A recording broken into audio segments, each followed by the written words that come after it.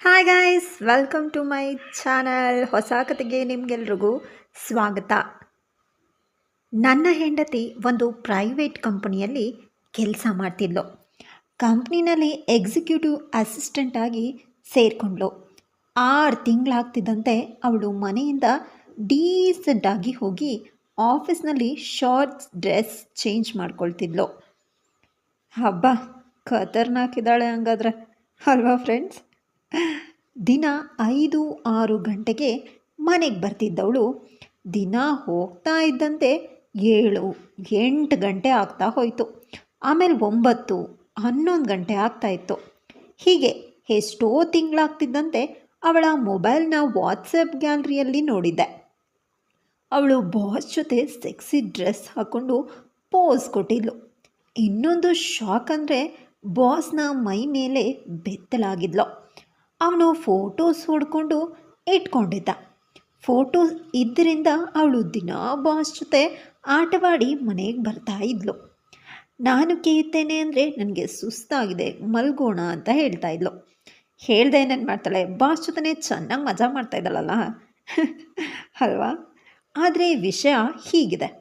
ನಾನು ಫೋಟೋಸ್ ನೋಡ್ತಿರೋದು ಅವಳಿಗೆ ಗೊತ್ತಾಗ್ತಾ ಇರಲಿಲ್ಲ. ಬಾಸ್ ಅವಳಿಗೆ ವಾಟ್ಸಪ್ ಮಾಡ್ತಾ ಇದ್ದ. ಇನ್ನೊಂದು ದಿನ ಅವಳು ಬಾತ್ರೂಮ್ಗೆ ಹೋಗಿದ್ದಾಗ ಮೊಬೈಲ್ನ ಗ್ಯಾಲರಿ ಓಪನ್ ಮಾಡಿ ನೋಡಿದೆ. ಒಂದು ವಿಡಿಯೋ ಇತ್ತು. ಓಪನ್ ಮಾಡಿ ನೋಡಿದೆ.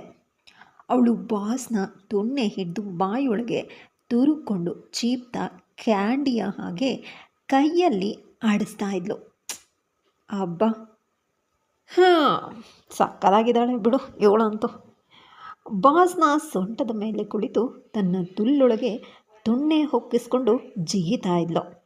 ಆಹಾ, ಏನು ಕಾಮದಾಟ ಇವರಿಬ್ಬರಿದು! ಎಷ್ಟು ಸೆಕ್ಸಿಯಾಗಿ ಕಾಣ್ತಾ ಇದ್ಲು. ಹಾಗೆ ಬಾಸ್ನ ಮುಖದ ಮೇಲೆ ತುಲ್ಲನ್ನು ಅಗಲಿಸಿ ಇಟ್ಲು.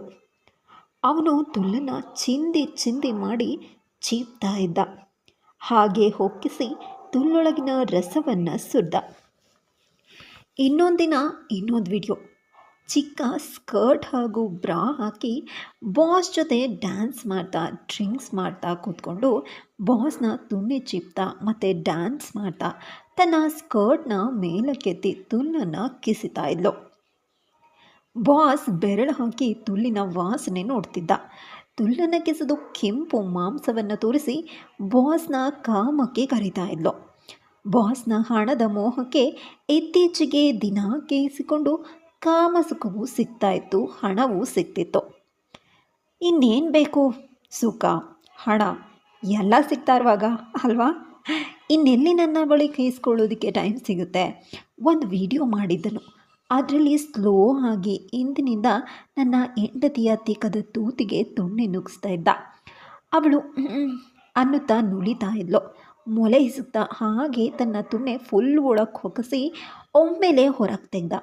ಜೋರಾಗಿ ಅವಳು ಅಮ್ಮ ಅಮ್ಮ ಅಂತಿದ್ಲು. ಮತ್ತೆ ಜೋರಾಗಿ ಒಕ್ಕಿಸಿ ಕೇದಾಡ್ತಾ ಇದ್ರು. ಒಂದಿನ ತಾನು 10 ದಿನ ಆಫೀಸ್ನ ಕೆಲಸದ ನಿಮಿತ್ತ ಹೋಗ್ತಾ ಇದ್ದೀನಿ ಅಂತ ಹೇಳಿ ಹೋಗಿದ್ಲು. ಹೋಗುವಾಗ 12 ಪಿಂಕ್ ಟ್ರಾನ್ಸ್ಪರೆಂಟ್ ಪ್ಯಾಂಟಿ ಬ್ರಾ, 2 pack Mankind condoms, 5 mini skirts, ತೊಡೆ ಮೇಲಿನ ತನಕ ಶಾರ್ಟ್ ಫ್ರಾಕ್ಸ್ ಕೊಂಡುಕೊಂಡು ಹೋಗಿದ್ಲು. ಇದೆಲ್ಲ ನೋಡಿದ ಮೇಲೆ ಗೊತ್ತಾಯಿತು ಅಲ್ವಾ ಫ್ರೆಂಡ್ಸ್, ಆಫೀಸ್ ಕೆಲಸ ಅಲ್ಲ ಬಾಸ್ ಕೆಲಸ ಅಂತ. ಬಾಸ್ನ ಜೊತೆ ಮಜಾ ಮಾಡ್ಕೊಳ್ಳೋದಕ್ಕೆ ಇದಕ್ಕಾಗಿಯೇ ಬಾಸ್ ಬೋನಸ್ ಅಂತ ಜೊತೆ ಕೊಡ್ತಿದ್ದ. ಯಾಕಂತಂದರೆ ತುಲ್ಲು ಕೇಳಿಸ್ಕೊಳ್ತಾ ಇದ್ಲು, ಕಾಮದೃಷ್ಟಿ ಈಡೇರಿಸ್ತಾ ಇತ್ತು. ಅವಳಿಗೂ ನನ್ನ ನೆನಪು ಇರ್ತಾನೇ ಇರಲಿಲ್ಲ. ಹೇಗಿರೋಕ್ಕೆ ಸಾಧ್ಯ? ಬಾಸೇ ಎಲ್ಲ ಕೊಡ್ತಾ ಇರುವಾಗ ನಾನು ಕಾಲ್ ಮಾಡಿದರೆ ಆಮೇಲೆ ಮಾತಾಡ್ತೀನಿ, ನಿದ್ರೆ ಬಂದಿದೆ ಅಂತಿದ್ಲು. ಸುಮ್ಮನಾಗ್ತಿದ್ದೆ. ಮಾಲ್ಡೀವ್ಸ್ಗೆ ಹೋಗಿದ್ಲು, ನಮ್ಮ ಸೋನು ಥರ. ಮಾಲ್ಡೀವ್ಸ್ಗೆ ಬಾಸ್ ಜೊತೆ ರೆಸಾರ್ಟ್ ರೂಮಲ್ಲಿ 10 ದಿನ ಮಸ್ತ್ ಮಜಾ ಮಾಡ್ಕೊಳ್ತಿದ್ಲು. ಡೇ ಟೈಮಲ್ಲಿ ಬಿಕ್ನಿ ಹಾಕ್ಕೊಂಡು ನೀರಲ್ಲಿ ಬಾಸ್ ಕಾಲಿನ ಮೇಲೆ ಕೂತ್ಕೊಂಡು ಮಜಾ ಮಾಡ್ತಾ ನೀರಿನಲ್ಲೇ ಕೈದಾಡ್ತಾ ಇದ್ರು. ಪ್ಯಾಂಟಿ ಬ್ರಾ ತೆಗೆದು ಬೆತ್ತಲಾಗಿ ನೀರಲ್ಲಿ ಈಜಾಡ್ತಾ ಇದ್ಲು. ನೈಟ್ ಆಗ್ತಿದ್ದಂತೆ ಮಿನಿ ಸ್ಕರ್ಟ್ ಹಾಕಿ ಪ್ಯಾಂಟಿ ಹಾಕದೆ ತಿರುಗಿದಾಗ ಮೇಲಕ್ಕೆ ಹೋಗಿ ಅವಳ ನೀಟಾಗಿ ಶೇವ್ ಮಾಡಿದ ತುಲ್ಲು ಬಾಯಿ ಬಿರಿತಾ ಇತ್ತು. ಹಾಗೆ ಬಂದು ಬಾಸ್ನ ಮುಖದ ಮೇಲೆ ತನ್ನ ತುಲ್ಲು ಬಿರಿದು ಇಡ್ತಾ ಇದ್ಲು. ಬಾಸ್ ತುಲ್ಲು ನೆಕ್ತಾ ಕೇಯ್ತಾ ಇದ್ಲು.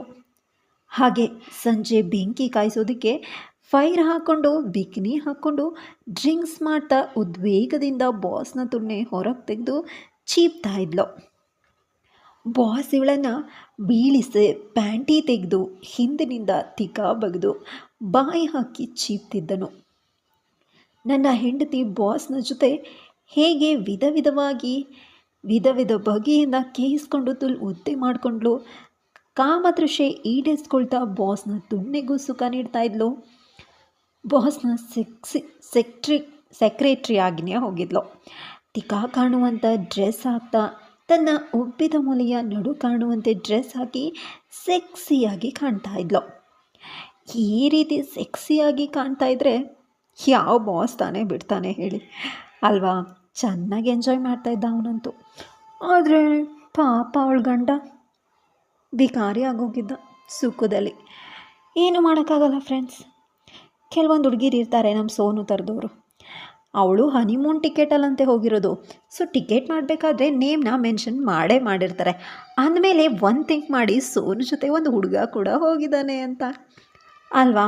ಹನಿಮೂನ್ ಟಿಕೆಟ್ ಅಂತ ಬುಕ್ ಮಾಡಿದ್ಮೇಲೆ ಹುಡುಗಿ ನೇಮಲ್ಲೇ ಬುಕ್ ಮಾಡಬೇಕು. ಇಲ್ಲ ಅಂತಂದರೆ ಮೋಸ ಮಾಡೋಕ್ಕೆ ಚಾನ್ಸೇ ಇಲ್ಲ. ನೀವೇನಂತೀರಾ? ನಿಮ್ಮ ಅಭಿಪ್ರಾಯನ ಕಮೆಂಟ್ ಸೆಕ್ಷನಲ್ಲಿ ಕಮೆಂಟ್ ಮಾಡಿ ತಿಳಿಸೋದನ್ನು ಮರಿಬೇಡಿ.